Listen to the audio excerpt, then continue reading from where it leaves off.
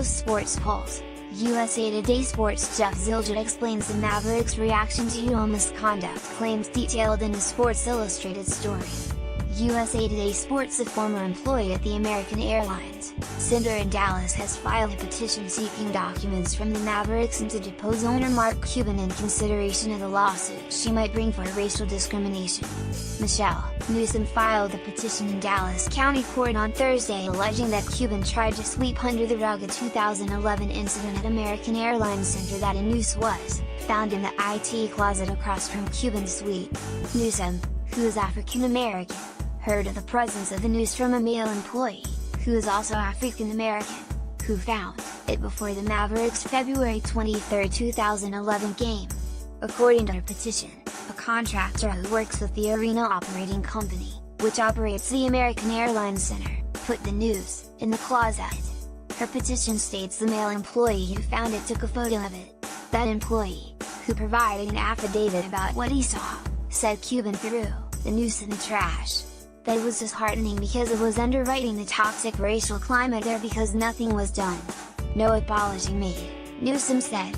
There was nothing done, and the most disheartening thing was the fact that Mr. Cuban is the one who took down the noose and discarded it. They tried to brush it under the carpet. There was no action taken by him. There was nothing that said, there was no action taken by Mr. Cuban, and they didn't say anything like that this is intolerable, that this can't be tolerated. There was nothing at all stated saying this was wrong, this is not allowed, this is not representative of the company culture that I want to have for one of my businesses. The Mavericks did not respond to USA Today Sports' request for comment as of late Thursday evening. In a statement, the arena operating company said, it strives to treat all employees with dignity, respect and fairness, including maintaining an environment free of unlawful harassment and intimidation. All forms of harassment are strictly prohibited and are not tolerated.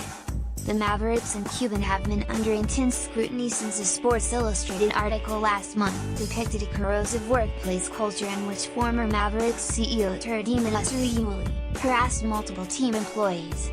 More, ex-Mavericks employee details UO harassment, says I think Mark Newmore, Mavericks, NBA. Mark Cuban respond to Sports Illustrated investigation. More, Mark Cuban takes blame for not firing reporter sooner in Texas. Petitioners can seek information like documents and depositions before filing a lawsuit.